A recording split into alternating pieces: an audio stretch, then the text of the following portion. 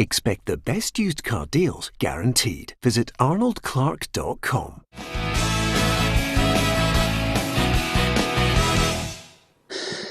Welcome to Peter and Roughie's Football Show, sponsored by Arnold Clark. I'm Peter Martin, Alan Rough, Tam Cowan and Hugh MacDonald, all here with me, waiting to take your messages from Facebook and, of course, YouTube as well. I wonder what we'll be talking about today. Anyway, we've got an action-packed show for you. We've got a one-to-one with former Celtic and Rangers fullback and, of course, a lady with more than a few caps to her name, Rhonda Jones. She'll be talking about mental health issues and, as ever, we start off with your quiz.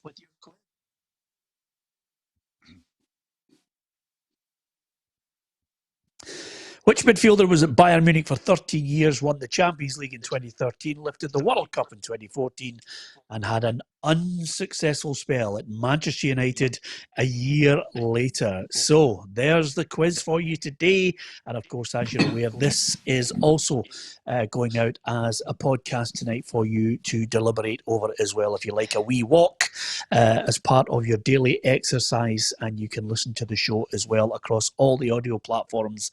And of course, today's show on PLZ Soccer's YouTube channel and Facebook as well. And thanks to the thousands upon thousands of people who have been obviously liking, sharing and following our work on Facebook and subscribing to the YouTube channel. So, lads, let's get into the meat and bones of this. Of course, it was the day we were all waiting for Rangers' dossier of evidence, which would give us their insight into bullying, coercion, corruption, and, of course, that off the back of Rangers calling for the suspension of SPFL Chief Executive Neil Doncaster and the lawyer Rod McKenzie. So, here's the key points from the 200-page dossier that Rangers released to all other clubs in the SPFL. They need 75% of them to vote in favour of another independent investigation to take place. So the basis of the points that they were making, Neil Doncaster was the guiding hand who determined the league's actions, and he held back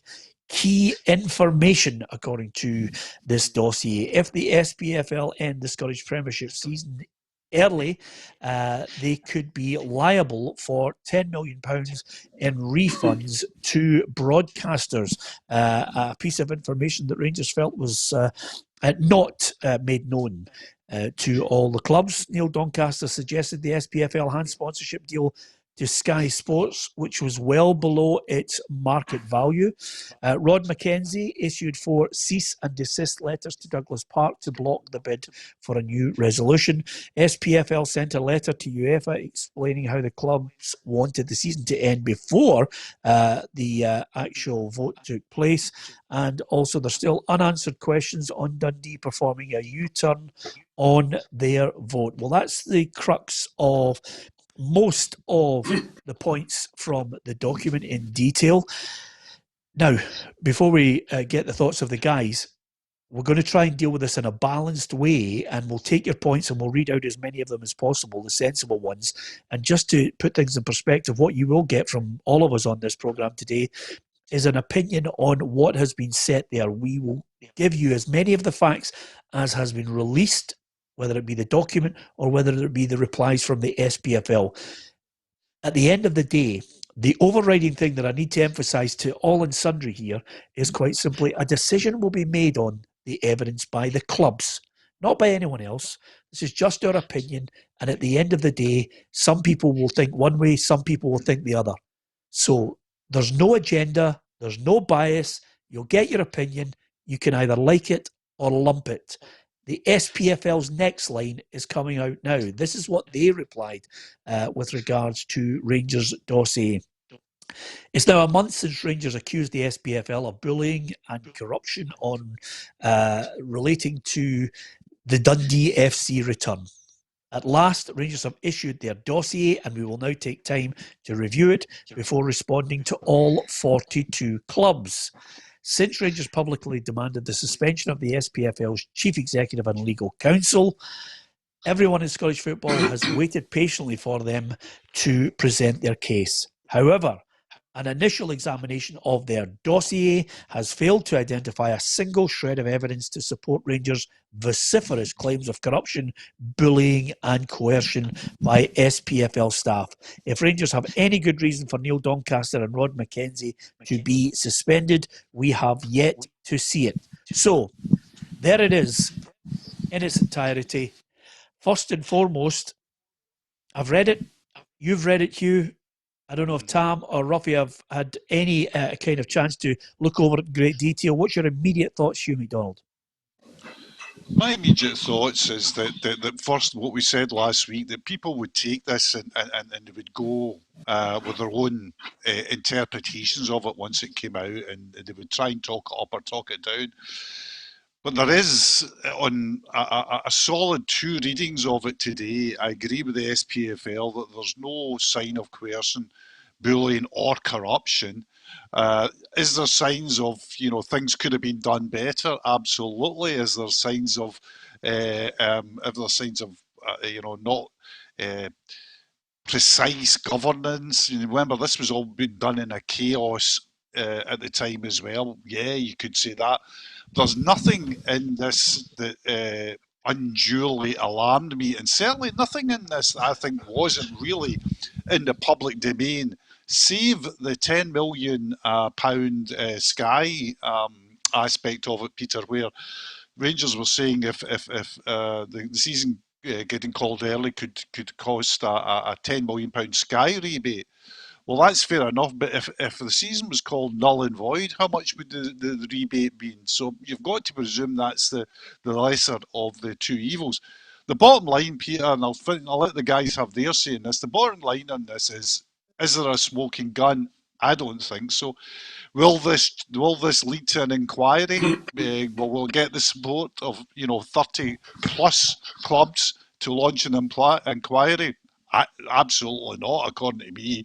And will Rangers take this further into court on their own, therefore taking on the whole of Scottish football clubs will have to fund the SPFL court defence? I don't think so either. I think there'll be a lot of shouting and gnashing of teeth, but I think it will not gain the support next Tuesday. Well, just before I get your thoughts on that, Roughie, I disagree with you on one point, Hugh, with regards to your assessment. For me, when I looked at the evidence of it, I didn't see the evidence, I agree with you, on bullying, coercion or corruption. What I did see was a list of criticisms of procedure more than anything else. And I think there are a number of good points that Rangers make on it, but again, doesn't prove anything whatsoever that would condemn Neil Doncaster or Rod McKenzie on this, or indeed, of course, the complaints over Murdo McLennan as well. But what I would say is I'm looking at the whole thing, and one of the things that sticks out, and I think it's something that, again, I would love to get an answer on, because I think we mentioned it on numerous shows. And that's quite simply what happened between 4:48 on April the 10th with Dundee's apparent no vote, and then the second vote, which was changed on the 15th of April. Because that, for me, is an area which I think is not in any way suggesting coercion or bullying or whatever, or corruption. I just think that whole part of the process was wrong. And that's where I think the SPFL, and especially putting Dundee in a position of apparent power, I think it was wrong. And I'd love to know what calls, if any, were made to John Nelms and what was said in that conversation.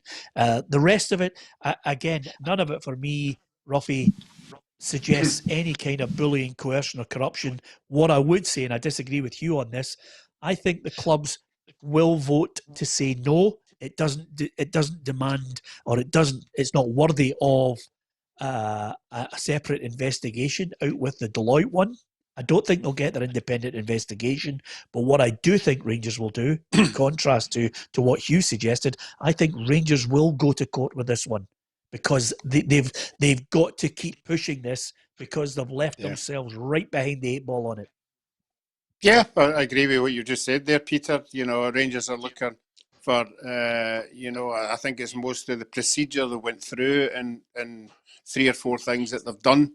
You can pick your bones and which one upsets you the most. The one that I'm led to believe is the 28-day one, where the SPFL led everybody to believe that you had to vote by 5 o'clock on Friday.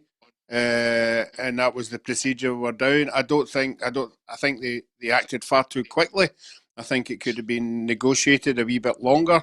They used the clubs down the line needing money to push that through. I didn't agree with that at all. I know for a fact that there are clubs out there, although that 28 days was on the mandate that got sent out, a lot of them didn't think it was, as important as some other people. So I think I don't think bullied's the right word for that one, but they were actually pushed into that vote. And 2 days to decide, the closing of 3 leagues is far too early for me. And I think that procedure has seriously got to be looked at. Hugh, just come back on that, because at the end of the day, if it's in the mandate, everybody should check it. They've got their own responsibilities. Am I being too harsh? Has Roughie got a point that maybe somebody who was representing all clubs in the SPFL should have said, look, here's the deal. It is 2 days, but you've got 28. It's in subsection 5, paragraph 4, line 2. Yeah, but I think a lot of the clubs, my information is a lot of the clubs. In fact, I know it's more than my information. I talked to clubs before the vote, and they knew that. Because it was in the standing orders. They knew they had 28 days. I think I agree with Ruffy in that it was kind of rushed through. But I think a lot of clubs wanted it rushed through because they wanted their money now, But I think ignorance of the standing orders is a pretty... it's not a very strong defence. The thing about, go back to the point, you think Rangers will take it to court, that'll be a real cracker, because there's a SPFL meeting going on at the moment, and one has to imagine, Peter, that a lot of this stuff that's in the dossier, which is protected and private and confidential SPFL board documents, where did that come from? We'll have our own suspects in that. And that will make a very interesting legal background to this as well. Yeah, Tam, I look at it, and it's a two-way street here. I look at this whole situation. If they don't get their independent investigation, I do think they'll go to court. But I also think, it's all right throwing the accusations one way towards Neil Doncaster and Rod McKenzie. But I think personally, Stuart Robertson's position on the SPFL board is untenable. Yeah, well, I think Rangers have no option but to pursue this now, Peter, simply because if they leave it like this, they'll be really, really embarrassed, because I would challenge any Rangers fan that's tuned into this broadcast to point out where exactly the bullying was and where exactly the corruption was. The way this had been built up over the past couple of weeks, we were expecting something explosive like the Who Shot JR storyline for Dallas, which absolutely gripped a nation. But this has been a complete and utter damp squib. It is rather embarrassing. If the best they can do, every media outlet now, including ourselves, it's been all over this. When you look at the actual headlines from the 200-page dossier that's been put out this afternoon, you're thinking, there's no a headline in it. It's a nonsense. And, I must say as well, as you know, tomorrow is the 75th anniversary of VE Day. And on that note, we thank Hugh MacDonald for everything he did for his country in that conflict. But I have to say, Peter, that if every British soldier in the Second World War had been handed the sort of smoking gun that Rangers supposedly had, then we would be doing this broadcast in German, quite frankly. Yeah, it's one of those situations, Roughie, where I think we were all waiting on some kind of transcript, some kind of photographic evidence of letters, or some kind of copy of a document, or indeed a phone call or text coming in saying, do this or else. That's just not there. There's not even a recording, not anything that would suggest that these two men, who basically have had to try and defend their stance for a long period of time until we waited for this document. Yeah, I mean, I'm sure everybody will have their view on it. You're right. It doesn't seem such a massive bombshell that Tam's talking about. But that's not the way Scottish football's been in the last year. It's all been legal issues, people ducking and diving at a small print, and Rangers will go for it, as you say, in the legal sense. That they'll find something, legally in small print that they've done something.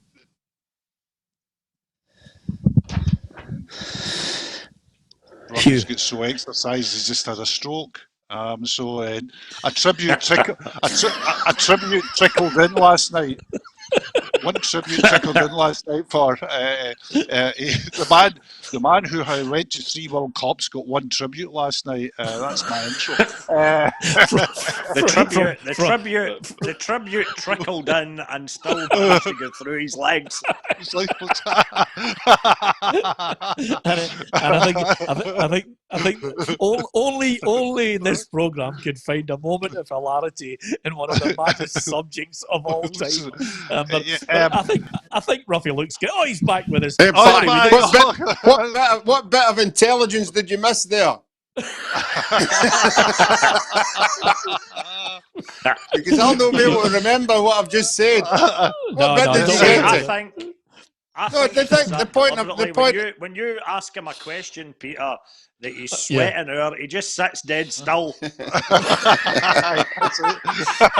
did you get the point? The point I made that the reason the Championship and the First Division, the Second Division was scrapped was so we could call the big league. Yeah, that hasn't happened, has it? No. And you know what? That was the reason. That's the reason we rushed into that. The headlines today are all about Scottish football going cap in hand to the government, looking for a financial handout just so that Scottish football survives. And here we are still piddling about with this stuff and talking about inquiries and stuff that's just going to cost more money. It is absolute bonkers. We need to get a grip here and decide whether we want to play football again or not. And I think the SPFL seems to. We know that Rangers might have to pursue this now, if almost to try and save face, or even to hope that something else comes up that they can level against the SPFL. But I would like Neil Doncaster to turn around to Rangers and say, you know what, we agree that we'll just let this go. We'll just let it go. We'll no mention it again if you just allow us to move on and we put this stuff in the bin where it belongs. Because the 200-page dossier, at a time when we're short in toilet paper, Peter, I can't help feeling that could have been used elsewhere. Yeah, I have to say, Tam, I mean, it's a sensible point that you put across here, but it just won't happen. And there are many reasons why it won't happen. And I think I have to suggest to you, Hugh MacDonald, that even the tweet is just it's almost like the one declaration of war after another. Rangers will not be bullied into silence. I mean, who is sanctioning this guff? The club itself should be looked at, and they should say to themselves, "Okay, we've got valid concerns, and I do not want to on this programme in any way dismiss some of the valid concerns that Rangers have made." And I think I think a number of clubs share their views on certain things, the way they were handled. Now, there's a difference between the way they're handled and a suggestion of corruption. There's a serious difference there. But I think Rangers made some valid points, and I think we've stressed that in this programme. But this club now is on DEFCON 5. They will argue this, and they will take it to another level again, because, as Tam said, Peter, can I ask you something? If you had appeared on PLZ Soccer a couple of weeks ago and you had accused the SPFL boss Neil Doncaster of bullying, and you had accused him of corruption, and then you couldn't come up with the goods to substantiate that, what action do you think you would have taken? Oh, listen, I'd have been frog marched into a court with every QC you could possibly think of. I mean, it's an absolute no-brainer. But, here's the funny thing about it, Hugh, is, we had Roger Mitchell on a couple of weeks ago, and now he's come out and said, Rangers should be made to pay for Deloitte, for the lawyers, for the resources, for the damage to Neil Doncaster, and, of course, Murdo McLennan. If you don't behave, They should be told points deduction, full apology, and end the season now and start to praise the SPFL. I mean, slightly inflammatory, but you get the gist of it, because you can't start throwing grenades this way. And as Tam mentioned, they are not expected to come back at you, because if I had made that statement, if you had made it, we would be in big trouble. And I think there's a two-way street here, but we don't need that. We need the SPFL to be magnanimous and say, look, you've not got your investigation.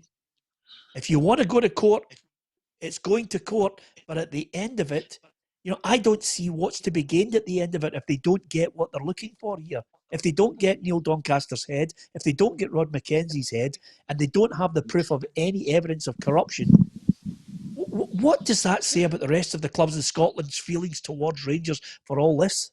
Well, it's not even their feelings, Even if feelings is one thing, but hard cash is another. And if Rangers take SPFL to court, who'll be paying the SPFL's legal costs? Partick Thistle, Wraith Rovers, Annan, Stirling Albion.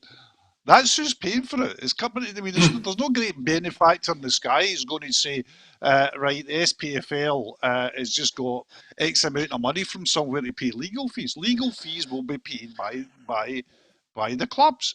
So Rangers are taking on the other 41 clubs. It's as simple as that. If they go to court, that's as simple. That's the simple way. The other grenade, as you talked about, is my information is that Rod Mackenzie, in particular, is not enamoured with the Rangers' accusations. There's scuttlebutt going about that. Tam's already alluded to the possibilities legally that he could pursue if he wanted to. If people are talking about Rangers going to court for a victory, something, they might be better just coming out with a score draw at the moment. They might. I mean, I understand where you're coming from, Peter, by saying that that there might be an animus to go to court, but the court's going to cost a lot of money, with no expectation of certain victory at all. You're taking on the rest of Scottish football, and where's the money going to come from for Rangers? Not only on the defence. So it's what they call, Peter, a fluid situation at the moment. Yeah, Roughie, Hugh's right. Every other club will have to pay in this, and this is if Rangers go.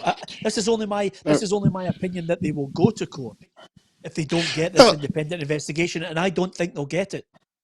No, that's why we're hoping that the clubs, when they're going to vote on it, they will decide. As far as the football side of it is, if Rangers want to take it further than that, then that's up to them. But all we're interested in is what all the other clubs think of this, and what their views are on it, and we'll see that in the way that they vote, and then we can take it from there. Peter, I think there should be one last chance, perhaps, for Stuart Robertson. I think the media, Stuart Robertson should make himself accessible to the media, even in these strange times. Be it he does it the way we do these programmes, he does it in Zoom, Skype, Facebook Live, anything at all. He could do it with 2 tin cans and a length of string. And the media should say to Stuart Robertson, right, we'll give you one more chance in case we kind of skimmed through this 200-page dossier and missed something. Just tell us, Stuart, where was the bullying and where was the corruption? And allow him to answer. And if he's got anything that he can level against the SPFL then yeah, we might need to stretch this out a wee bit. But he should be put in the spot now and say, we can't see anything of any note in this. Where was the bullying? Where was the corruption? Tell us now. And that, in one way or another, should put it to bed. It's an absolute nonsense, and we're losing the will to live over this when we should just be trying to think, how the hell do we get football up and running again without this guff? Yeah, Tam, I can't disagree with you on it. I am obviously giving you the procedure of what's been happening from the dossier to the release to the reaction from the SPFL. I'm going to read out as best I can. And remember, there's lots of messages coming in on Facebook and YouTube, and I'll read out as many as I can. But if you can, bear with me on the basis that I'm proofreading and trying to get through what I would call some of the more abusive ones that are just coming out from people who feel strongly one way or the other on this. I think there needs to be a balance. And one of the things we have mentioned at the top of the programme, that we have to strike a balance on that dossier and some of the legitimate points, not evidence of corruption, bullying or coercion, but legitimate points of the procedure, Roughie. And I think that's only right and proper on this. And the one that sticks in my throat, which I think Rangers and many other clubs have had a valid point on, was my real displeasure at the John Nelms Dundee position on this, which I think, was bang out of order. Yeah, there's a couple of things going on in that one. Obviously, the SPFL have come out and tried to. I told everybody the process, the time process of that. There's other things you have to look at it as well. Why did they tell everybody that this was the vote and this is how it went? The other one, I think a lot of people were upset, was why phone the Aberdeen boy Cormac and say we don't need your vote. Surely that can't be right. You can't be doing things like that. But these are wee things that could be cleared up very, very quickly. We all thought there was going to be a big thing here, but as I said before, legally, lawyers will find something in print that they can take further, and that's what we're going down. That it's going to be a legal minefield. It's going to be alien to football. It's going to be a typical legal battle now of to and fro. Yeah, I noticed somebody yesterday on the messages said, and this is how the passions run high. He says, "How dare you, say this is an embarrassment to Scottish football?" And I read it and I actually thought to myself, it is an embarrassment. And this merely confirms it even more to me, Hugh, in a situation where we are looking to try and save clubs. We are now going into a situation where we didn't I don't think that whole vote was handled properly. That's a no-brainer. But we're now in a situation where we're going into a legal minefield in the middle of trying to save clubs in the middle of the worst pandemic in a century. Absolutely. I mean, I agree with you about. I agree with your points in the Rangers dossier for what it was of protocols. There's obviously things that remain unanswered. The Dundee vote being one of them, but they've not put up any evidence on the Dundee vote, and the Dundee vote was independently analysed by Deloitte, and they looked at all the phone calls and what went out and all the texts, etc., etc. So I think the Dundee vote will remain as much a basically the Bermuda Triangle of Scottish football. It might remain a mystery forevermore. So there is absolutely, Peter. There's things in governance terms that were cack-handed, probably not done exactly properly, perhaps. Things that were shoved through quickly because of the situation. But again, we go back to that, the half-back line of bullying, coercion and corruption, and it's not there. And then we go back to the thing where we're actually sitting at the moment, and if you've had a word with any chief executive or chairman in Scotland, they're sitting at the moment saying to themselves, will we have a club? I'm not being. This is not being overly. I'm not sort of exaggerating. I mean, there's people talking about the existence of clubs at the moment, and from the top right down to the bottom. And then you ask any what, chief Hughie? executive. Hmm? Sorry, Hugh. I'm just agreeing with you there. If the bottom line, a simple thing like if Debenhams in the Silverburn shopping mall in the outskirts of Glasgow can go under, there are plenty of Scottish football clubs with a lot less customers, with a lot less money coming in than Debenhams that can also go under. So we need to get a grip, and we need to move this on. And we need to stop, fannying about with inquiries and dossiers and all the rest of it. It is absolutely bonkers. The time has come. We need to draw a line in the sand and say, do we want the game to survive, yes or no? And if we do want it to survive, then we all need to be singing for the same hymn sheet. Simple as that. Absolutely. Yeah, And I absolutely. think as well, you go, as you do, Tam, if you go and whisper in the ear of Alan Burrows, or if you go to Mike Mulroney at Alloa, or, if you go to Scott at St Mirren, or Peter Lawwell at Celtic, or anyone, just go to anyone, whisper in the ear, how do you fancy chipping in a couple of grand, 10 grand for legal fees to fight Rangers? They'll be going, what? Aye, aye, We're trying to pay our groundsmen at the moment. We're trying to aye, keep our aye. electricity bill going. It's astonishing. I have to clarify and just say that my view is that on the 12th of May, Roughie, this is just my personal view on this. It might not happen. I hope it doesn't happen.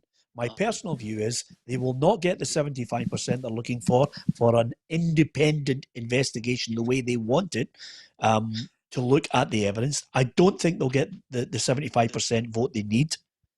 But I do think Rangers will go to court on it, because I think now they're being made at this point to look, it's not. I don't want. It's not stupid. I think they're being made to look ridiculous in the way they're going about their business, because they promised hard evidence. They promised evidence on corruption. They promised evidence on, impropriety from Neil Doncaster and Rod McKenzie. They called for their suspension. So their whole image is called into question. Their whole professionalism has been called into question. Coercion and bullying as well was promised in that evidence, and I don't see it. But I know that when they don't get their way, because of the way Rangers conduct their business at the moment, I think they will still say we're going for it in court. I might be wrong. I hope I'm wrong. Talking of Yeah, court, yeah. Peter, the one guy I would like to hear from now, and he was very outspoken about this 2 weeks ago, was the former vice chairman of Rangers, Donald Finlay, QC, undeniably one of the nation's greatest ever legal minds. Now, Donald Finlay, if he could get a hold of it, and he will, of course, given his connection with Cowdenbeath Football Club, he would read through that 200-page dossier like me, you, or Roughie would read the Beano or the Dandy, quite frankly. And when he's finished reading it, I would love Donald's take on that as Queen's Counsel, as a sharp legal brain. Can he detect bullying within the pages of that? Can he detect corruption? And does he think it would be worth his former club's time to even think about taking this to court? I really hope that as I'm speaking, that there are newspapers or broadcasters, or maybe even yourself, when we finish this programme, Peter, who's going to get in contact with Donald and get his take on it, because I think that could be invaluable. And nobody would certainly accuse him of any bias here. He is a Rangers man through and through. Of that, there is no doubt. But I think he's always spoken out very fairly, with all his thoughts on the club, and he did so 2 weeks ago, when it was well documented what he had to say about the potential for a dossier at that point, and urging Rangers to release whatever they had. I'd love to hear what Donald's got to say about this. Yeah, Hugh, Roughie, you were going to make a point there. Sorry. No, but it's going to be interesting to see what all the other clubs think of this. I'm sure there will be clubs out there like you weren't happy with the voting procedure. They weren't happy with some of the stuff that was coming out. No, we have never given out loans. Oh, wait a minute, we have all these wee things, and advances. We don't do advances, and wee technical things. I suppose you could hang on to that.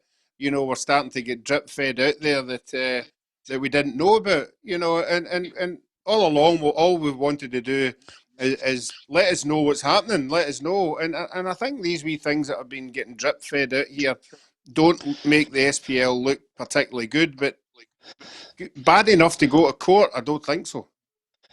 Okay, you don't think it'll go to court? I don't think it will. I don't think so. But I think. Do you think they'll get the investigation? Do you think they'll get an independent investigation? I can't speak for other clubs, Peter, but I know there are a lot of clubs, not happy at all with the whole procedures of what we're talking about. So for them, it might be them who think, yeah, we want to know further. There's been too much stuff coming out here that was hidden away, and is there any more? Okay, give me your answer as a pundit. Do you think they'll get a 75% vote for an independent investigation? No, I don't think they will. I think because, as the guys have all been saying, people are fed up with it. There are more important things. There's a league reconstruction to be talked about. And if Rangers are going to take the SPL to court for this, what are they going to do when they find out the title's been announced? Hugh, do you think they'll get 75%? Oh, no way. See if they see. Listen, Pierre, I don't want to make flippant remarks about this, but see if they'd found Doncaster and Mackenzie guilty of really egregious, and then the evidence was almost compelling, and we know it's a long way from that. Clubs would still be reluctant. What you're saying to clubs is. And clubs that have got no skin in the game here, clubs who are looking at the bottom line and saying, much as we played in this groundsman and that electricity bill's coming. What you're saying to clubs is, seeing Tuesday, let's vote for more expense. Let's vote to get another couple of lawyers in.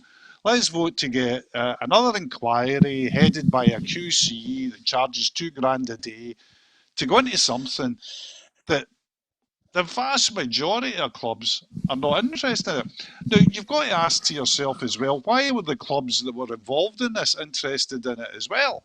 And I think Rangers, pretty clearly, they said it was about, governance and protecting the rights of Hearts and sporting integrity. I think most people are looking at it and saying, no, this was about null and void, and that's off the table.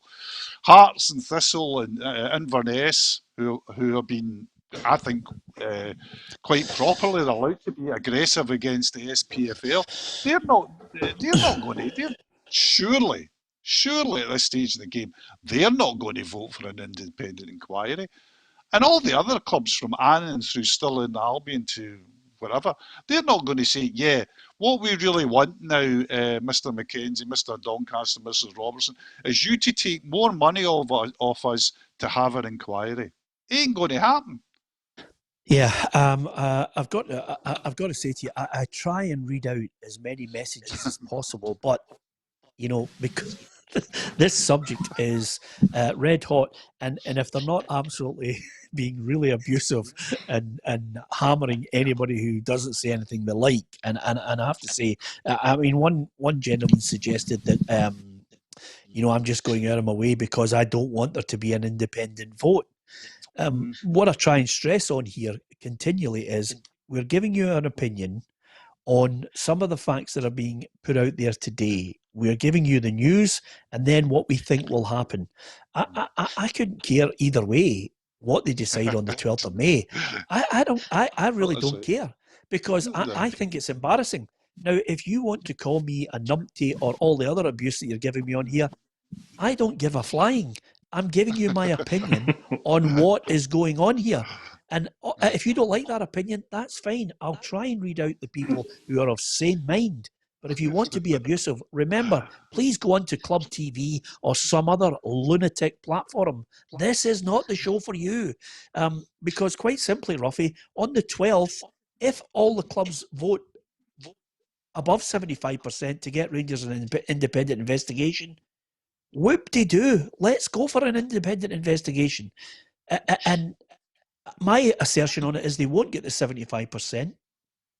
Not because I have an agenda or a bias, I'm giving you my opinion. And then after that, I think Rangers will go to court because I'm trying to analyse the way Rangers go about their business at the moment. And I think they'll look and say, no, let's go. Let's go. We think this is strong enough evidence. I don't think there's any evidence of bullying, coercion, or corruption. Tam doesn't. You don't. Hugh doesn't. We can only call it as we see it. I'm trying to read out some mentions on Facebook and YouTube, but believe me, some people are unhinged on this one. Yeah, the most important thing is for the good of Scottish football, and this isn't for the good of Scottish football. League reconstruction is for the good of Scottish football, and that's what we should be focusing on. And that's what I think when it goes to a vote of all the clubs, they'll think the same. They'll think, look, okay, you might have a point here or there, but it's more important that we have this league reconstruction passed as quick as possible, and we organise the start of our season. If this is just going to drift on and drift on, I don't think the clubs will be up for it at all. Yeah, and again, Dave Cummings says, why does Peter keep telling us he doesn't care? It's supposedly an impartial programme, so that should go without saying. Again, I'm pointing out to you the fact that we're getting a lot of abuse on here for offering an opinion on it. If you are going to put a point across, please don't do it with any racism or bigoted, underlying issues or being abusive to anybody who's also posting messages on here. It doesn't do you any favours. It says everything about your upbringing more than anything else. So with that in mind, I'm worried, Hugh, because I'm worried whether it was a good idea for me to wear my Davy Cooper T-shirt today in the interview I did with Rhonda Jones,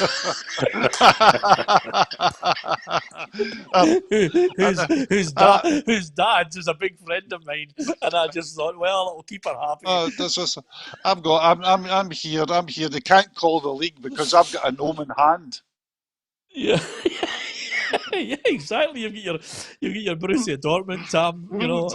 Tam, the world's gone mad, hasn't it? I mean, this is crazy. It has.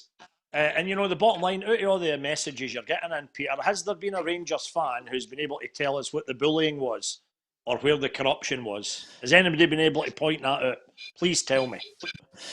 Well, no, because I'm looking here and Pat Flood has said even the most diehard Rangers fans must be scratching their heads at what their club has released as evidence. They are a laughingstock at this stage, says Pat. Statement after statement is all they seem to be able to do at Ibrox. I mean, it's absolutely. We just expected. I can't we get expected one. so much better, Peter. That's the bottom line.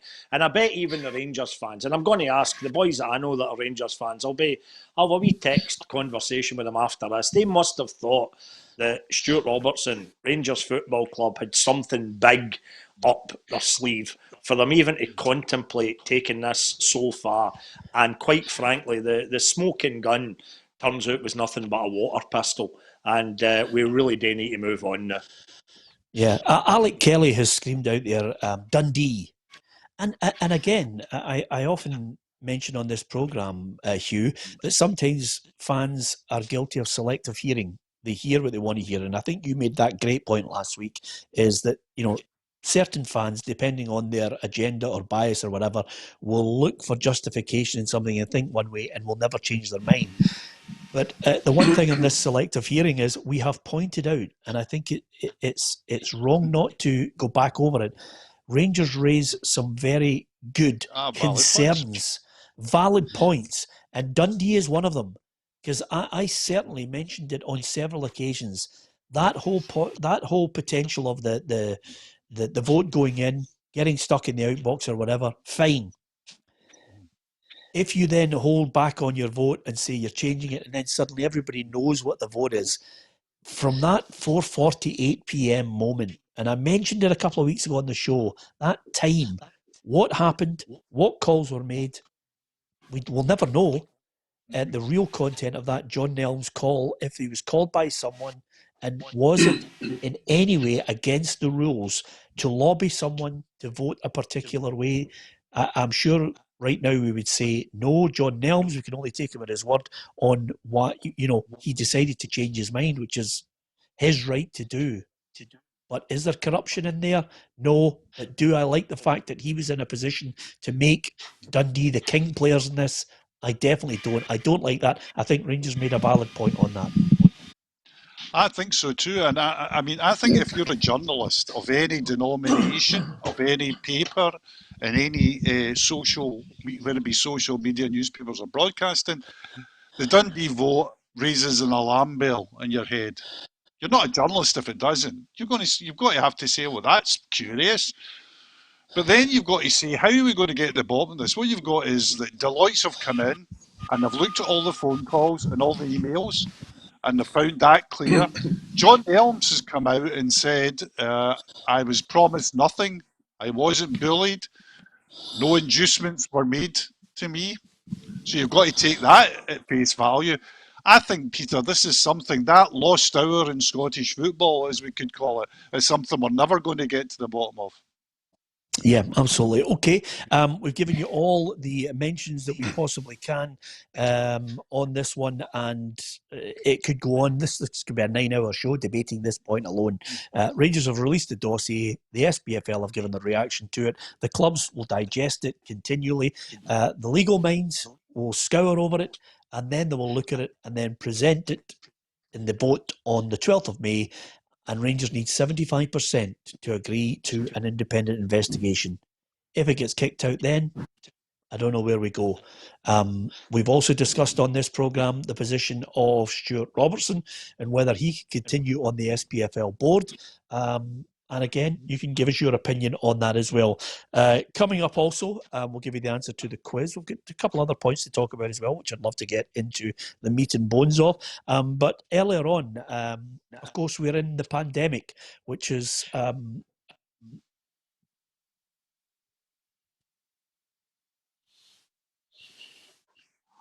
at this moment, I have to say, the pandemic, which has brought about so many problems for so many people, never mind, wondering if you've got a job at the end of it and what you're going to do. But there are people out there who are suffering, who have mental health problems, or indeed just need quite a lot of people to help them in these difficult times. So earlier I caught up with a former Celtic and Rangers fullback. She played for Hibs as well as Glasgow City and has over 100 caps for Scotland. Rhonda Jones has spared some time to tell us about the wonderful work she's doing with the charity that she set up, Yams, when she sadly lost her sister, obviously with mental health problems, and she wishes she could have intervened at some point in her life to maybe give her some crucial advice and save her from going down the path that she did. So Rhonda Jones caught up with me earlier. We had a wee chat about the problems facing many in society at the moment. Well, I'm delighted to say joining us on the football show is former Celtic, Rangers, Hibs, every other Premier League club you can think of, and Scotland internationalist Rhonda Jones. Rhonda, I know you've been on the show before, so we're delighted to have you back with us. Are you fit, safe and well? Fit, safe and well, Peter. Yep, absolutely. How are you? Yeah. Well, I'm good because obviously to keep you happy and your old dad, I've decided to put my Davy Cooper t-shirt on. Oh, blue suits you, let me tell you. yeah, I'm sure most of my friends would agree with you. Yeah, exactly. And it's good to see you've gone for that angelic look in your house there. Just 15 colours of white all over the place. You've been watching too many home shows. I wore white so it would make me look more tanned. What are you thinking? Listen, it's difficult circumstances, I know, certainly in the football industry. I know you work in the fire service, so you are very much the frontline key workers that have been working throughout it all.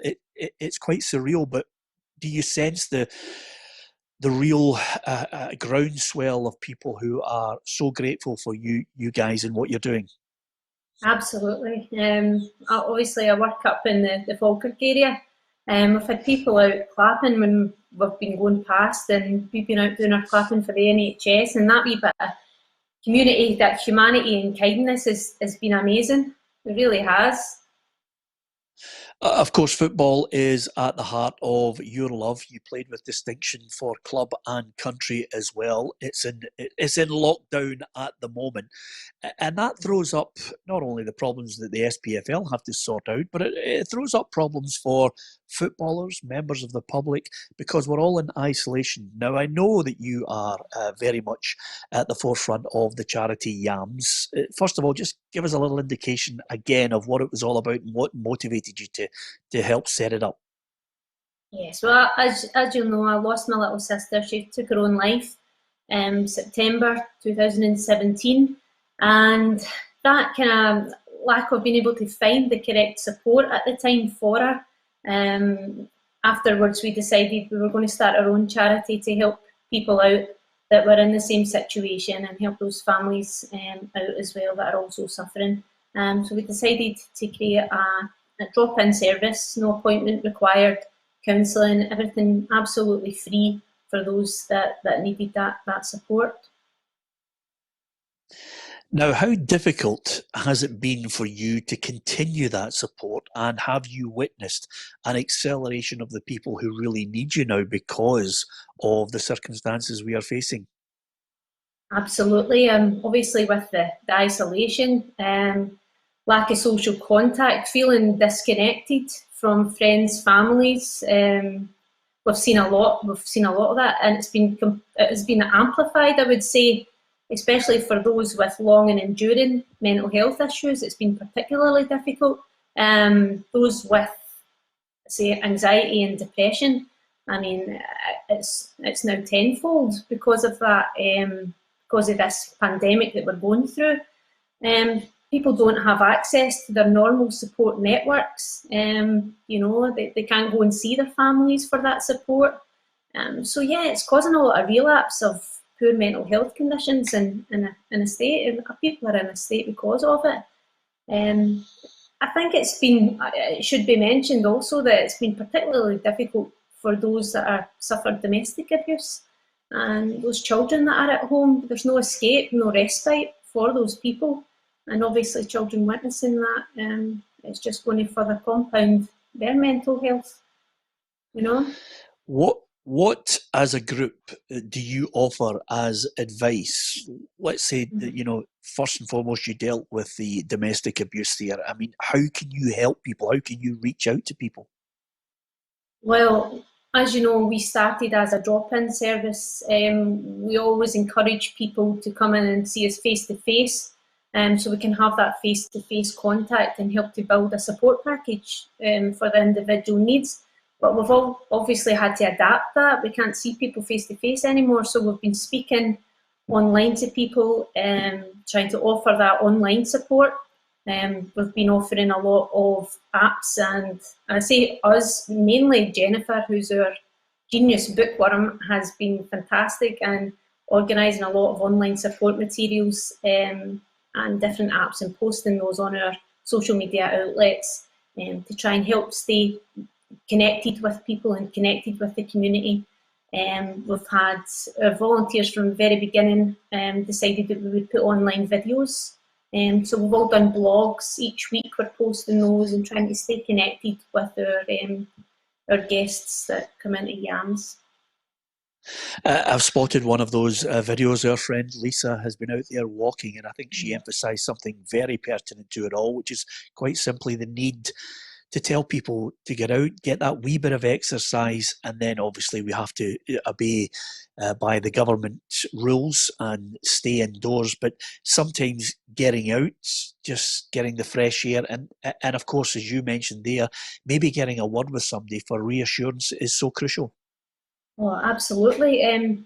We've been saying, obviously, stay connected as much as you possibly can, albeit we need to be respectful of social distancing and government guidelines. But even if it's a video call, visiting relatives, reconnecting with old friends, you can't express how important that is.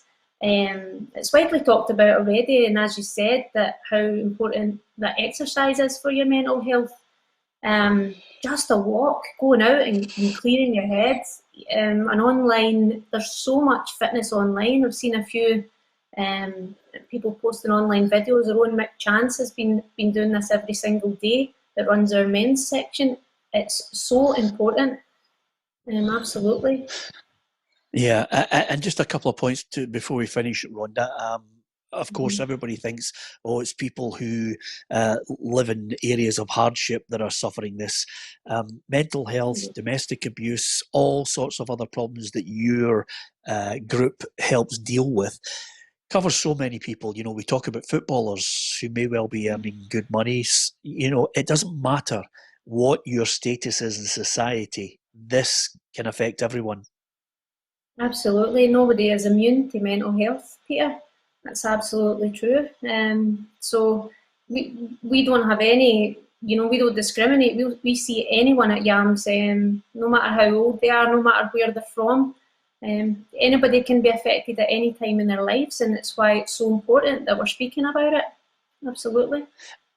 And where can they go to get that help? If someone was watching the football show and having a little bit of trouble and difficulty and needed a voice and needed some understanding and help, what could they do? How can they get in contact with you?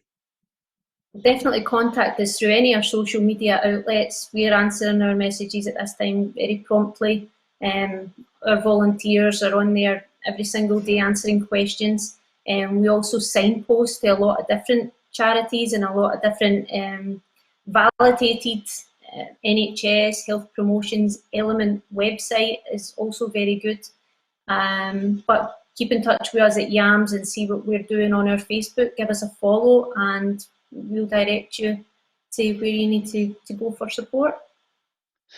Well, listen, that's great advice, and I'm so glad that we got you on. I can't let you go without talking about your dad's favourite team and your favourite team, of course, the Rangers. We've actually, I kid you not, Rhonda, I don't know why it's all fallen into place. You know, I'm wearing a Davy Cooper T-shirt. We're doing a feature on Rangers. It's actually, today is the commemoration of them winning 9 in a row, Brian Laudrup scoring that goal.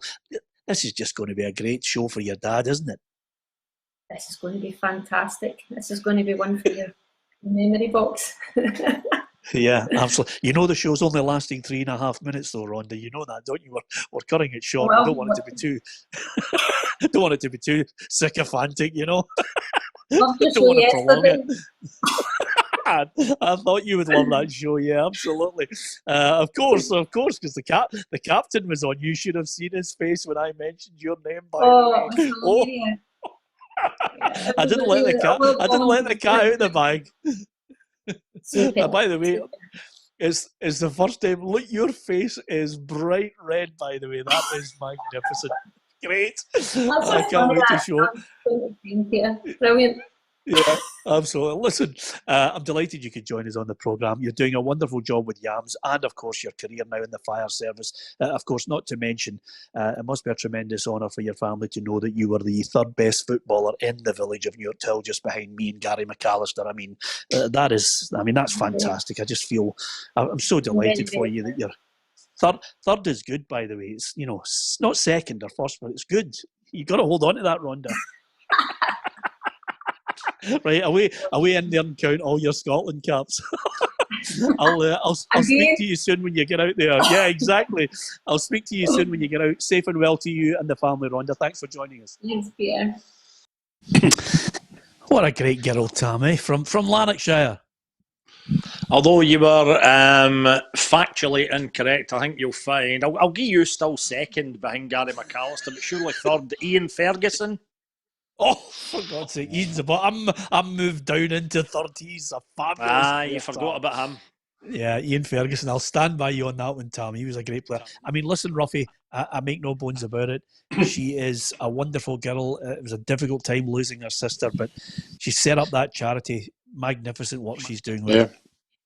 Yeah, I think we went along to one of their opening nights, and you can see the enthusiasm, not just from her, but the volunteers and everybody was there. They were so into helping people.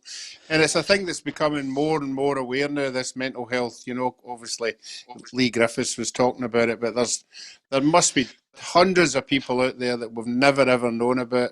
Football being a pressurised career, you know, there must have been a lot of people affected for it. So well done to everybody who's trying to do something about it.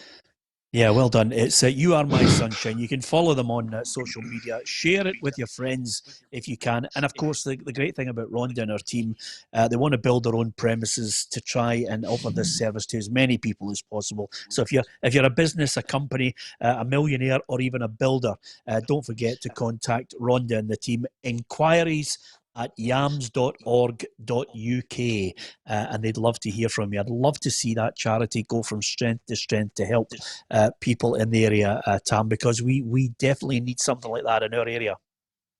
Well, I am not looking for an MBE here, or I'm not looking to be Billy Big Boss, but I will give my fee for today's football show to Rhonda's charity. And if anybody thinks that I'm looking for an MBE, they clearly do not realise how little you pay. But today's fee is going to the charity. Well, Tam, can I say my fee's going to the charity as well? And Rhonda now owes me a tenner. Aye, we need her to cover the postage. and Roughie, I've not got a fee. I'm just about to say, furloughed? yeah, absolutely. If only. To be fair, by the way, I mean Rhonda does a great job, and with Roughie's fee in there, Rhonda, that's 2.8 million in the kitty already. You're bound to be able to build something with that. Listen, I hope she does really well. She's a great girl, and she was a fabulous player as well. Lots of things that I want to get your thoughts, guys, just before we, say farewell to people on this. We've got a little clip to commemorate. I did mention Rangers winning 9 in a row, but I was going to say to you, Leslie Deans as well. Hugh MacDonald has mentioned that he reckons Anne Budge would have a high chance of success if Hearts were relegated. Obviously, with the vote on calling the season, he reckons they would have a great case if they were going to court with it. I mean, I've yet to meet a lawyer who says to you wouldn't have a great case when you're sitting in their office. It's a different thing about legal opinion on how good a case you are does not equate to legal victories in court, and people nowadays, and especially in this situation, will have to think long and hard about what they're doing when it comes to taking basically Scottish football to court. Yeah, that's a key issue there, Tam, because at the end of the day, I think the other little caveat here is when eventually they do call the league, the big one is the vote on reconstruction. If it's going to be this new 14-14-16, that's the key that will obviously alter whether clubs are relegated or not. Yeah, and the bottom line is, and everybody knows this, coronavirus, this global pandemic was no fault of any of the clubs, and we can't punish clubs as a result of it. No matter what happens, Heart of Midlothian, Partick Thistle, any of the other clubs embroiled in this, they can't be the fall guy for a global virus. That would just be wrong. So we need to fix that issue and make sure that nobody is punished as a result of this. And Roughie Brora have mentioned that they really hope that they can get into the league, and they certainly won't be forfeiting any cash, as Barry suggested maybe that Kelty would if that was a sticking point here. But I don't think Brora or Kelty Hearts should have any cash flow stopped if they get into the professional league. No, I don't think so either. No, they're there in merit. They've done everything in their powers to get there. Suppose they've put a lot of money out there to get there, and I think anybody who's been to Barora will realise the travel expenses they're going to have no matter where they are, and it's going to be a very, very expensive route for them, particularly where they are, but well done to them. Yeah, and I don't know about you, Tam, but I was just wondering there, Roughie clearly has been to Brora. Was that a stopover, a stayover, Roughie, when you did the speech and then just stayed over at a wee cabin with the people who'd booked you? No, I was straight down the road. Yeah, Tam, that's a first for Roughie, going to the Highlands and coming straight back down, isn't it?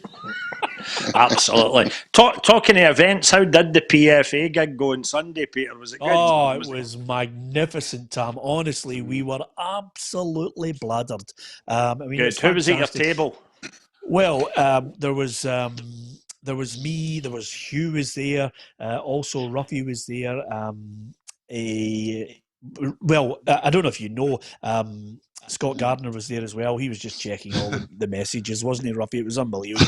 Couldn't even text somebody without him looking over your shoulder. It was mental. Yeah. And of course, came in, and then he left. Yeah, absolutely. He'd said he was coming to the table, Tam, and then he didn't. And Stuart Robinson just said it was a disgrace that I hadn't invited him to the table. So, you know what it's like. That's Scottish football for you. And then I got up and Alfredo Morelos, I just translated for something for him, which will be released in a dossier tomorrow, Hugh. So, it's amazing. What a great night it usually is. And the first night we invite Tam to, and he doesn't make it. I know. One of my favourite nights of the year. Actually, it's always a great laugh, and it's. I I think one of the great things, Peter, we should at one point do is maybe get some of the past winners on, and I would love to have Michael Higdon Hugh, on the show. Hugh, I cannot believe this, by the way, and I can't believe you've just said that to me. And Tam, I swear to God, I spoke to a couple of people at Motherwell in midweek, right? On Monday, I wanted to get Michael Higdon on the show. So, and I looked and I had an old number for Michael. He's a great lad because obviously Roughie and I are at the very heart of, what will we call it? Corinthian Gate, Roughie? And basically, I actually phoned the number and it's dead. So then I started phoning a few of my mates and said, look, have you got a number for Michael Higdon? And somebody who shall remain nameless said to me, he doesn't have a phone anymore. There's Michael at his best, ducking and diving. And of course, Roughie, I mean, we were in Corinthian with him. He offered to buy us a drink. We had a wee drink with him. 60 seconds later, he's huckled into the back of a meat wagon. Yeah. What did you do? Do? Yeah. No, I think it was been very nice to us actually offering to buy us a drink. You know, unfortunately, didn't have time to pay for it as he gets out the door. But you know what? There's a man you would want next to you in the trenches, because the very next morning at 7 a.m. he appeared for Stevie Hamill's testimonial golf day, and he had a baseball cap worn at a jaunty angle to cover an ever-growing black eye. That perhaps had been administered by one of the gentlemen in the black bomber jackets outside the Corinthian club. And then what happened was, I think he maybe played about 3 holes, and his phone, which he did have at that time, kept ringing and ringing. It was his wife saying that there was an increasing number of press guys appearing at their front door, and could he please come home? So he had to abandon the golf, head back home and face the music. Brilliant. Listen, as ever, we like to look back at this day in history. Would you believe 23 years ago, it was a special day up at Tannadice for all the Rangers players, fans and everyone connected with the club. On this day, 23 years ago, Rangers secured a record-equalling 9th title in a row with a 1-0 win over Dundee United. It began with a victory over Hamilton in 1988, with player-manager Graham Souness in charge. Souness led the Gers to their first 2 titles before handing over to his assistant Walter Smith. Now, Smith became a Rangers legend by delivering 7 more leagues, as well as many other trophies along the way. By May 1997, it was 9 in a row, and Brian Laudrup's header at Tannadice sealed history. It marked the end of an era for a star-studded team of players, including Laudrup, captain Richard Gough, Paul Gascoigne, Mark Haitley and Alan McCoist, as well as manager Walter Smith. Yeah, it's a famous goal as well, Roughie, up there at Tannadice. Brian Laudrup, it was perhaps fitting that he should score it because he was such a special player. Yeah, he certainly was, but Gabriel just mentioned the other names that were in that team. And a special team, special players, right at the top of their game as well. He left out Gordon Drury, who was a big player for them as well. I was at Hibs with him, and he had a great Rangers time, and it was just a.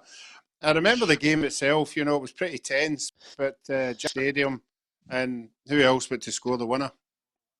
Yeah, absolutely, Brian Laudrup. Okay, the quiz answer for the player's name we were looking for is Bastian Schweinsteiger. It is just a fantastic German name. I don't think you get any more German than Bastian Schweinsteiger is the answer to our quiz. You do. Yeah, go on. Don't give me the one I think you're thinking of. Wolfgang Wolf of Wolfsburg. There is not a more German name than that. Yeah, that's a good one as well, Tom. Wolfgang Wolf is right up there. Okay, just before we go, and I see in terms of the football, Peter, that we're all wondering when Scottish football is going to be back, but the Germans, it's been reported, are going to kick off first. Something they mastered in 1939, of course. Isn't it amazing that we get an investigation and Tam still manages to get the Second World War in? Just on that point, Hugh, with regards to the Germans, are they going too early on this one? Yeah, I mean, there've been. I would hesitate to say that because Germany's been the exemplar of this all the way through, Peter. As a country, they've dealt very well with it. Merkel has been very, very, very cautious. They've got everything in place that they say. The players are satisfied with the testing. The clubs seem to be satisfied. So let's see. But it's a week on Saturday, Peter, so it's coming quickly. Yeah, it's amazing how money seems to take precedent over safety. I hope it doesn't come back to bite them on the back end. Just to finish up, lads, and I think it's only right and proper we do, again, go back over the top headlines on the show. Don't forget, interestingly enough, this is Thursday. I always judge my whole week on Thursday, 8 o'clock. Get out there and clap for the NHS, the key workers, the people on the front line, some of them who've offered up their lives in this crisis. Get out there and clap for them if you can. The main points and the talking points on the programme, of course, Rangers provided every one of the clubs with a 200-page dossier, which everyone was waiting to see if it indeed provided evidence of bullying, coercion, corruption. Did it do it for you, Hugh MacDonald? Not for me. Not for me. It didn't. It raised some concerns about clumsy and perhaps inefficient governance, but no smoking gun, no coercion, no bullying, no corruption. And again, Tam, the big question that everybody will ask now, with the evidence in their hands, what do you think the SPFL clubs will do on May 12th?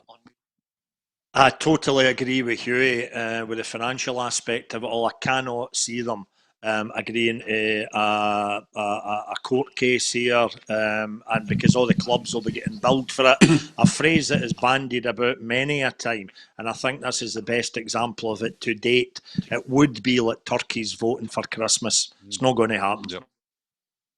Alan Rough, on the basis of the fact that Rangers again came back out and said they wouldn't be bullied into silence, and the SPFL have dismissed any suggestion of bullying, coercion, and, of course, impropriety or corruption from the evidence provided.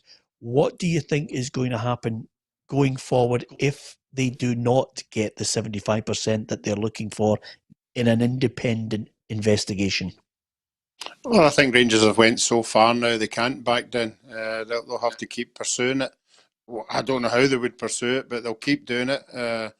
They have to, to save face, because we've all talked about, if there's nothing exciting out there, they're going to look rather silly. So for me, they're going to just keep fighting and fighting and fighting. And the last point on this is a two-way street. Hugh MacDonald, for me, the evidence has been provided, the accusations have been provided one way on this. I think sooner or later there has to be, a fight back from the other end. I get the feeling that the SPFL and maybe the two people whose heads are on the line here, would they be looking to try and get some kind of recompense or indeed some kind of apology if this doesn't actually provide any rock solid condemnation of what they've done and, of course, being found guilty of any impropriety? We'll know more about that, Peter, probably later tonight, because they're meeting at the moment. SPFL executives meeting at the moment, and they'll be talking about it. I know, and I think quite rightly, Neil Doncaster and in particular Rod McKenzie have been very dismayed, shall we say, at Rangers' attitude and allegations, which we now see are generally, I think most people would say are unsubstantiated now coming out. So there might be further cause for both of them to take it further. Will they be more conciliatory, just hoping to put a lid on Scottish football? I don't know. Well, as Tam brilliantly summed it up, the smoking gun turned out to be a water pistol. We'll wait to see if the infighting continues, if there's any possibility of reconciliation, or will it be constant fighting all the way through the summer? Only time will tell. It could only happen in Scottish football. Thanks to the wonderful Rhonda Jones for offering her insight into the service she offers. Thank you to you. Thank you to all the sensible people who made some very valid points. But on a day like today, it was very difficult to sift through some of the poison that was on the show. So if you have witnessed any abuse, indeed racism, bigotry on the feed from YouTube and Facebook, I can only offer my sincere apologies. We try and ban as many of them as possible. The decent people continue to follow us because they're football fans. From Tam, from Roughie, from Hugh MacDonald, from myself, Peter Marson. Thank you for watching.